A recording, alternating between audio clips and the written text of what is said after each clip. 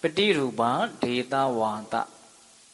နော်ကောင်းမြတ်တဲ့နေရာဒေသမှာနေထိုင်ခြင်းသည်မင်္ဂလာပါတဲ့ဒီနေရာမှာပိဿပေါင်းသူတော်ကောင်းတို့နေရာဆိုတာဘဝမှာဘလောက်အရေးကြီးသလဲဆိုတာကိုလည်းမြတ်စွာဘုရားဖော်ပြရာရောက်တယ်လို့ဦးဇင်းတို့ထင်ပါတယ်နော်ကြီးပွားချမ်းသာဖို့အတွက်နေရာဒေသဟာအလွန်အရေးပါတဲ့အခန်းကဏ္ဍမှာရှိတယ်ဆိုတာကိုစဉ်းစားရင်းနဲ့ဒီမင်္ဂလာကိုနာယူကြည်ညိုကြရနော်မင်္ဂလာတရားတဲ့ကြီးပွားချမ်းသာခြင်းကိုဖြစ်စေတတ်တယ်အဲ့တော့ဦးဇင်းတို့ဒီနေရာမှာပฏิရူပကောင်းမြတ်တဲ့ဒေသကောင်းမြတ်တဲ့နေရာဆိုတာဘာလဲတဲ့ပြောရရင်တော့မဲ့ဉဏ်ဘုံဉဏ်ဖြင့်နိဗ္ဗာန်ချမ်းသာကိုမျက်မှောက်ပြုစေနိုင်တဲ့မဲ့ဉဏ်ဘုံဉဏ်ဖြင့်နိဗ္ဗာန်ချမ်းသာကိုမျက်မှောက်ပြုနိုင်သည့်အထိကြီးပွားခြင်းချမ်းသာခြင်းကိုဒါအကြီးကျယ်ဆုံးသောမင်္ဂလာလို့ဆိုရမယ်အဲ့ဒီအဆင့်ကိုမရောက်နိုင်သေးဘူးဆိုရင်လည်းပဲအဲ့ဒီမဲ့ဉဏ်ဘုံဉဏ်ကိုရစေနိုင်တဲ့ပါရမီကုသိုလ်ကောင်းမှုတွေကိုပြုလုပ်နိုင်ခြင်းကိုဒါအကြီးကျယ်ဆုံးသောမင်္ဂလာလို့ဆိုရမယ်အကြီးကျယ်ဆုံးသောအကျိုးစီးပွားလို့ဆိုရမယ်အဲ့ဒါလိုအကျိုးစီးပွားတွေကိုဖြစ်ထွန်းစေနိုင်တဲ့အရက်ဒေသအဲ့ဒါပฏิရူပပဲဒါအမျက်ဆုံးအနေနဲ့အမြင့်ဆုံးအနေနဲ့ပြောလိုက်တာပေါ့နော်ပฏิရူပဆိုတာမဲ့ဉဏ်ဘုံဉဏ်ကိုရစေနိုင်တဲ့အရက်တဆင့်လျှော့ပြောရရင်တော့မဲ့ဉဏ်ဘုံဉဏ်ရခြင်းရဲ့အထောက်ပံ့ကောင်းတွေဖြစ်တဲ့ပါရမီကုသိုလ်ကောင်းမှုအထူးကိုပြုလုပ်ခွင့်ရတဲ့ပြုလုပ်စေနိုင်တဲ့အရက်ဒေသကိုပฏิရူပတဲ့ပြောရရင်တော့မြတ်စွာဘုရားသာသနာထွန်းကားတဲ့နေရာအရက်ဒေသမဇ္ဈိမဒေသဟုတ်လားဒါပฏิရူပပဲဒါကတော့ဦးဇင်းတို့ဓမ္မရှုထောင့်ကနေပြီးတော့အဆင့်အမြင့်ဆုံးကြည့်ပြီးတော့ပြောတဲ့ပฏิရူပပေါ့ဦးဇင်းတို့လောကရေးရာနဲ့ကြည့်ပြောမယ်ဆိုရင်ပฏิရူပဆိုတာဘာလဲပညာရှာသင့်တဲ့အရွယ်မှာပညာရှာလို့ကောင်းတဲ့အနေအထားမျိုးပညာရှာလို့ရတဲ့စာသင်ကျောင်းတို့ကျောင်းဆရာတို့ရှိတဲ့နေရာမျိုးဟာအဲ့ဒါပฏิရူပပဲပညာသင်ရမယ့်အနေအထားမျိုးမှာပညာသင်လို့မရတော့အောင်ချွတ်တဲ့ခေါင်းပါနေတဲ့နေရာဒီအဲ့ဒါသူ့အတွက်ပฏิရူပမဖြစ်ဘူး။နောက်စီးပွားရှာတဲ့နေရာမှာစီးပွားရှာတဲ့အရွယ်မှာကိုယ့်အတွက်စီးပွားဥစ္စာမဖြစ်ထွန်းစေနိုင်တဲ့အရက်ဒေသတွေအဲ့ဒါပฏิရူပမဟုတ်ဘူး။ဟုတ်လား။အဲ့လိုပဲဦးဇင်းတို့ကျမ်းမာရေးရှုထောင့်ကကြည့်မယ်ဆိုရင်ရာသီဥတုဆိုရတဲ့နေရာတွေစိတ်ဆရာမရှိတဲ့နေရာတွေအလွန်ဝေးလံခေါင်တည်တဲ့နေရာတွေတော့ဘာဖြစ်လို့မှဘယ်နေရာကိုအလွယ်တကူသွားပြီးတော့ကုသဖို့ခဲရင်တဲ့နေရာမျိုးကိုဒါပฏิရူပလို့မခေါ်နိုင်ဘူးပေါ့နော်အဲ့ဒါလိုပဲပိဿပေါင်းတော်တို့ဉာဏ်ရှိပါတယ်ချဲ့ထွင်ပြီးတော့စဉ်းစားရမယ်ပညာအရာဥစ္စာအရာဟုတ်လားကျမ်းမာရေးအရာအမျိုးမျိုးပေါ့လေမရရှိစေနိုင်တဲ့နေရာတွေလောကကြီးမှာရှိတယ်အဲ့လိုနေရာမျိုးမှာနေရင်တော့အဲ့ဒါမင်္ဂလာစိတ်သုံးနေတယ်မကြီးပွားနိုင်ဘူးမချမ်းသာနိုင်ဘူးပေါ့ဟုတ်ရဲ့လားဒါကြောင့်ဦးဇင်းတို့တကုံဥထွန်းမြင့်ကဒီဂါထာလေးကိုလင်္ကာရေးတော့ဘလို့ရေးတော့ကုသိုလ်ပညာဥစ္စာရဖို့တင့်ရာဒေသအမြဲနေတဲ့ဟုတ်လားအလွန်ကောင်းပါတယ်သူ့ရဲ့လင်္ကာလေးတွေကမနေ့တုန်းကတော့ဦးဇင်းမဆိုခဲ့ရဘူးဟုတ်လားနော်ဒါကြောင့်ပฏิရူပဆိုတာဘာလဲနော်ကုသိုလ်ကောင်းမှုရဲ့ဥစ္စာရဲ့ပညာရဲ့ရနိုင်တဲ့နေရာပေါ့ဒီနေရာမှာတချို့ကလည်းပဲအသက်အရွယ်ပိုင်းခြားလေးနဲ့ပฏิရူပကိုခွဲခြားပြတာတွေလည်းရှိတယ်ဆိုပါတော့ပထမအရွယ်မှာဆိုရင်ဒါပညာရနိုင်တဲ့နေရာဟာသူ့အတွက်ပฏิရူပဒုတိယအရွယ်မှာဥစ္စာရနိုင်တဲ့နေရာဟာသူ့အတွက်ပฏิရူပတတိယအရွယ်မှာဆိုရင်ကုသိုလ်ရနိုင်တဲ့နေရာဟာသူ့အတွက်ပฏิရူပလို့ဒါကတော့ဦးဇင်းတို့အကြံမြင်ခွဲခြမ်းဝေဘာနာပေါ့လေအမြင့်ဆုံးအနေနဲ့ဓမ္မရှုထောင့်ကပြောမယ်ဆိုရင်ယခုနကပြောခဲ့ပြီမဲ့ဉဏ်ဘုံဉဏ်ကိုရစေနိုင်တဲ့နေရာနော်တဆင့်လျှော့ပြောရရင်တော့မဲ့ဉဏ်ဘုံဉဏ်ရခြင်းရဲ့အကြောင်းအထောက်ပံ့ဖြစ်တဲ့ပါရမီကောင်းမှုတွေပြုဖို့အခွင့်အလွန်သာတဲ့နေရာအဲ့ဒါပါတော့ပฏิရူပတဲ့အဲ့တော့ပိဿပေါင်းသူတော်ကောင်းတို့နေရာဆိုတာအလွန်ရေးကြည့်တယ်ဒီနေရာမှာပฏิရူပဖြစ်တဲ့နေရာကိုဘာကြောင့်မင်္ဂလာရှိတယ်လို့ပြောရလဲမင်္ဂလာကိုဖြစ်စေနိုင်တဲ့နေရာလို့ပြောရတယ်လေနော်ဦးဇင်းတို့မင်္ဂလထဒီပိနီကိုရေးသားတော်မူခဲ့တဲ့ညောင်ကန်စတော်ကြီးကတော့ပฏิရူပဒေသဆိုတာတဲ့အနုတ္တရိယ6ပါးကိုဖြစ်စေနိုင်လို့အဲ့ဒါမင်္ဂလာရှိတယ်လို့ဆိုတာတဲ့ဒီစကားကိုဦးဇင်းတို့ရှင်းမယ်နော်ပฏิရူပဒေသအရဆိုတာအနုတ္တရိယ6ပါးကိုဖြစ်စေနိုင်နေတဲ့အနုတ္တရိယဆိုတာဘာလဲဆိုတော့သူ့ထက်မြတ်တာမရှိတော့ဘူးပေါ့လေအမျက်ဆုံးတရား6ပါးလို့ဆိုတယ်အဲ့တော့လောကကြီးမှာအမျက်ဆုံးတရား6ပါးရှိတယ်တဲ့အဲ့ဒီအမျက်ဆုံးတရား6ပါးဟာဘလောက်အရေးပါတယ်လဲဆိုလို့ရှိရင်အဲ့ဒီအမျက်ဆုံးတရား6ပါးနဲ့ပြည့်စုံမယ်ဆိုလို့ရှိရင်အဲ့ဒီပုဂ္ဂိုလ်ဟာအကျိုးကျေးဇူး9မျိုးရနိုင်တယ်လို့ဆိုတယ် ဒါပရိရူပဒေသရဲ့မင်္ဂလာဖြစ်ပုံလေးကိုအကျဲချဲ့ပြီးတော့ပြောနေတာနော်ပရိရူပရက်မှာနေရရင်အနုတ္တရိယ6ပါးကိုရနိုင်တယ်အနုတ္တရိယ6ပါးကိုရမယ်ဆိုရင်အကျိုးကျေးဇူး9မျိုးရနိုင်တယ်အဲ့ဒီအကျိုးကျေးဇူး9မျိုးကတိုက်တိုက်ဆိုင်ဆိုင်ပဲတတိပဌာန်ဒေသနာမှာမြတ်စွာဘုရားဟောထားတဲ့တတိပဌာန်ဒေသနာကိုပွားများအထုတ်မယ်ဆိုရင်ရရှိနိုင်တဲ့အကျိုးကျေးဇူး9မျိုးနဲ့ချွတ်ဆွတ်တူနေတယ်နော်အဲ့ဒီအကျိုးကျေးဇူး9မျိုးကိုအကြံဉာဏ်ပြောမယ်ဗျသတ္တနံဝိတုဒ္ဓိယတဲ့တတ္တဝါတို့ရဲ့တဏ္ဍာမှာရှိနေတဲ့ဖြစ်နေတဲ့နော်စိတ်ကိုညှဉ်းနှွမ်းစေတဲ့ပူလောင်စေတဲ့ကိလေသာတရားတွေကိုတန်ရှင်းစင်ကြယ်သွားစေနိုင်နေတဲ့နံပါတ်1အကျိုးသောကပရိဒေဝနာတမတိတ်ကမာရတဲ့စိုးရိမ်ခြင်းငိုကြွေးခြင်းကိုလွန်မြောက်သွားစေနိုင်တဲ့အနုတ္တရိယ6ပါးကိုပြည့်စုံမယ်ဆိုရင်အကျိုးကျေးဇူး9ပါးရမယ်ဆိုတာတည်းကအကျိုးကျေးဇူး9ပါးကိုပြောနေတာနော်ပြီးတော့ဦးဇင်းတို့ဒုက္ခဒေါမနတဏအတ္တင်ကမာရတဲ့ကိုယ်ဆင်းရဲခြင်းဒုက္ခစိတ်ဆင်းရဲခြင်းဒေါမနတတရားတို့ကိုချုပ်ငြိမ်းသွားစေနိုင်နေတဲ့ညာယတ္တအဓိကမာယအရိယမဉ္ဇဉ်ကိုရစေနိုင်တယ်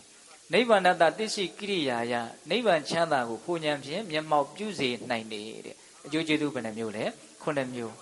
အလွန်ထူးခြားလွန်ကဲတဲ့မြင့်မြတ်တဲ့အကျိုးကျေးဇူး9မျိုးပေါ့အဲ့ဒီအကျိုးကျေးဇူး9မျိုးသည်အနုတ္တရိယ6ပါးနဲ့ပြည့်စုံရင်အဲ့ဒါရနိုင်တယ်အဲ့ဒီအနုတ္တရိယ6ပါးကလည်းပရိဒုပဒေသမှာနေမှအနုတ္တရိယ6ပါးကလည်းရနိုင်တာအဲ့တော့ထူးကဲမြင့်မြတ်တဲ့အနုတ္တရိယတရား6ပါးဆိုတာဘာလဲနော်ဦးဇင်းတို့စာလိုကတော့ဓတ္တနာနုတ္တရိယတဲ့မြင်တဲ့နေရာမှာတော့အကောင်းဆုံးမြင်ခြင်းတဲ့လောကကြီးမှာအကောင်းဆုံးမြင်ခြင်းမြင်တာတော့ရှိနေတာပဲလေကိုမျက်စိကလည်းကောင်းနေတယ်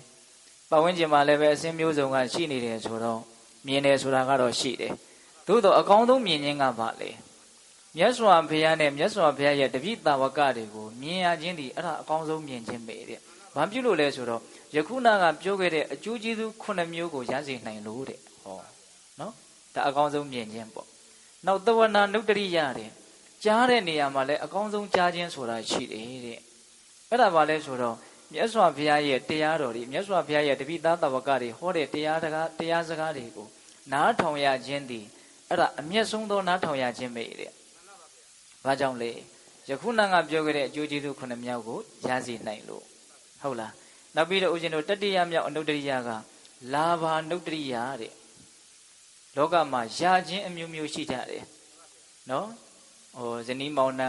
အိမ်တော်ဘက်ကိုရတာရှိတယ်တသမီတွေကိုရတာရှိတယ်နော်ပညာရေးရတာရှိတယ်စီးပွားဥစ္စာရတာရှိတယ်အမျိုးမျိုးပေါ်လေရတာတွေလူတွေဟာရှာတဲ့အနေထားပေါ်မှာမူတည်ပြီးတော့ရတာတွေမရှိဘူးလားရှိတယ်အဲ့လိုရတာတွေထဲမှာအကောင်းဆုံးရခြင်းကတော့လာဘာနုတ္တရိယတဲ့ဘာကိုပြောတာတုံးဆိုတော့ယုံကြည်မှုတတ္တတရားကိုရတာတဲ့ဘုရားရဲ့ဂုဏ်ဘုရားရဲ့ရည်သွေးတရားရဲ့ဂုဏ်တရားရဲ့ရည်သွေးတန်ခါရဲ့ဂုဏ်တန်ခါရဲ့ရည်သွေးကံကံရဲ့ကျိုးကိုယုံကြည်တဲ့တတ္တတရားကိုရပြီဆိုရင်အဲ့ဒါရခြင်းတကရခြင်းထဲမှာအကောင်းဆုံးရခြင်းပဲတဲ့ဘာဖြစ်လို့လဲယခုနကအကျိုးတရား9မျိုးကိုရစေနိုင်လို့ဟုတ်လားနောက်ပြီးတော့ဦးဇင်းတို့သိက္ခာနုတ္တရိယတဲ့နော်အတတ်ပညာကိုသင်လို့တက်လာပြီပေါ့နော်အဲ့ဒီမှာအကောင်းဆုံးအတက်ပေါ့နော်အကောင်းဆုံးအကျင့်ပေါ့အဲ့ဒါကိုသူရတယ်အဲ့ဒါဘာကိုပြောတာတုံးဆိုတော့သီလအကျင့်သမာဓိအကျင့်ပညာအကျင့်ကိုကျင့်သုံးတတ်သွားတယ်ဘလို့ကျင့်ရမယ်လို့သိသွားတယ်အဲ့ဒါဒီအကျင့်တကအကျင့်ထဲမှာအမျက်ဆုံးအကျင့်ပဲသိက္ခာနုတ္တရိယလို့ဦးဇင်းတို့ပြောတယ်ပေါ့နောက်ဦးဇင်းတို့9ခုမြောက်အနုတ္တရိယအမျက်ဆုံးတရားကပါရိစရိယနုတ္တရိယတဲ့လှုပ်ကြွေးမှုအမျိုးမျိုးတွေထဲမှာအမျက်ဆုံးသောလှုပ်ကြွေးခြင်းတဲ့ဆိုကြပါစို့လူရလို့ဖြစ်လာလို့ရှိရင်မိဘဖြစ်လာပြီဆိုရင်သားသမီးတွေကိုလှုပ်ကြွေးရတာမရှိဘူးလားမိဘတွေကြီးလာပြီဆိုတော့သားသမီးတွေကပြန်လှုပ်ကြွေးရတာမရှိဘူးလားရှိတယ်မိဘနဲ့သားသမီးပြန်လှုပ်ကြွေးရတာရှိတယ်ညီကိုမောင်နှမချင်းလှုပ်ကြွေးရတာရှိတယ်မိတ်ဆွေပေါင်းတင်ချင်းလှုပ်ကြွေးရတာတွေရှိတယ်မျိုးမျိုးပေါ်လေဆရာတွေပဲလှုပ်ကြွေးရတာတွေရှိတယ်အဲ့ဒီလှုပ်ကြွေးမှုအမျိုးမျိုးတွေထဲမှာဦးဇင်းတို့အမျက်ဆုံးသောလှုပ်ကြွေးခြင်းကတော့မြတ်စွာဘုရားနဲ့တပည့်တာဝကတွေကိုပြုစုလှုပ်ကြွေးရခြင်းဟာအကောင်းဆုံးအမျက်ဆုံးလှုပ်ကြွေးခြင်းပါတဲ့အကြောင်းပြချက်ကအကျိုးကျေးဇူး9မျိုးကိုရစေနိုင်လို့တဲ့နော်ဒါလေးလည်းမမေ့နဲ့နော်ဦးဇင်းတို့နောက်ဆုံးဦးဇင်းတို့6ခုမြောက်အနုတ္တရိယတရားကဘာလဲဆိုတော့အနုတ္တတာနုတ္တရိယတဲ့အကောင်းဆုံးအမျက်ဆုံးသောအမှတ်ရခြင်းတဲ့ဒါမှမဟုတ်ဦးဇင်းတို့တွေအမှတ်ရတာတွေကတော့နော်တွေးမိတိုင်းတစုံတစ်ခုတစုံတရာကိုတော့အမှတ်ကတော့ရနေကြတာပဲလေဟောစီးပွားရေးနဲ့ပတ်သက်ပြီးတော့ မှတ်ရတာတွေရှိတယ်နော်ကိုယ့်ရဲ့မိတ်ဆွေပေါင်းသင်းကိုအမှတ်ရတာရှိတယ်ကိုယ်တန်ရောစဉ်ရှိရတဲ့လူတွေကိုအမှတ်ရတာရှိတယ်အမျိုးမျိုးသောအမှတ်ရခြင်းတွေလောကကြီးမှာမရှိဘူးလားရှိတယ်အဲ့တော့ဦးဇင်းတို့အမှတ်ရခြင်းအမျိုးမျိုးထဲမှာအမျက်ဆုံးသောအမှတ်ရခြင်းကတော့မြတ်စွာဘုရားနဲ့မြတ်စွာဘုရားရဲ့တပည့်တာဝကတို့ရဲ့ဂုဏ်ကျေးဇူးကိုအမှတ်ရရတာဟာအဲ့ဒါအမျက်ဆုံးသောအမှတ်ရခြင်းပါတဲ့ဘာဖြစ်လို့လဲယခုနကအကျိုးကျေးဇူး9မျိုးကိုရစေနိုင်လို့တဲ့အဲ့ဒါပိဋကပေါင်းသူတော်ကောင်းတို့အလွန်မြင့်မြတ်တဲ့အကျိုးကျေးဇူး9မျိုးကိုရစေနိုင်တဲ့အလွန်မြင့်မြတ်တဲ့အမျက်ဆုံးတရား6မျိုးသည်ပฏิရူပနော်နေရာကောင်းကိုနေရမှသာလေရနိုင်တဲ့အတွက်ကြောင့်ပฏิရူပဒေတာလို့ဆိုတဲ့နော်မြင့်မြတ်တဲ့နေရာမှာနေရတာဟာဒါအမျက်ဆုံးသောမင်္ဂလာတရားကိုဖြစ်စေနိုင်တယ်လို့နားလည်ဖို့မလိုဘူးလားနားလည်ဖို့လိုတယ်ဒါကြောင့်ပိဋကပေါင်းသူတော်ကောင်းတို့ပฏิရူပဒေတာရမှာနေရလို့ဘုရားတရားတန်ခါယတနာမြတ်သုံးပါးနဲ့တွေ့ရလို့ပညာရှိသူတော်ကောင်းတွေနဲ့တွေ့ရလို့တရားဓမ္မတို့ဦးဇင်းတို့တွေမှာနော်အကျိုးကျေးဇူးတွေအများကြီးရှိသွားနိုင်တယ်ဆိုတာနဲ့ပတ်သက်ပြီးတော့မြတ်စွာဘုရားလက်ထက်ကဖြစ်ပျက်လေးတစ်ခုကိုပြောပြခြင်းတယ်အဲ့ဒါဘာလဲဆိုတော့မြတ်စွာဘုရားတနေ့ဆုံးခံကြွရင်းနဲ့တရားတော်တော်များများနဲ့တွေ့တော့မြတ်စွာဘုရားကအဲ့ဒီတရားတွေကိုသင်ကဘယ်သူလဲဘယ်လိုနာမည်ခေါ်လဲမေးတယ်ပေါ့အဲ့လိုအသီးသီးမေးတော့အဲ့ဒီနားမှာတန်ဃာသေးတယောက်လဲပါတယ်အဲ့ဒီတန်ဃာသေးကလည်းသူ့ကိုလည်းပဲမြတ်စွာဘုရားကငါ့ကိုဘယ်သူလဲလို့မေးရင်တော့သိကောင်းမှာပဲလို့သူကစဉ်းစားတယ်တဲ့အဲ့ဒါမြတ်စွာဘုရားကတော့မျက်နှာကြီးငယ်ပဲရွေးမလဲဗျာ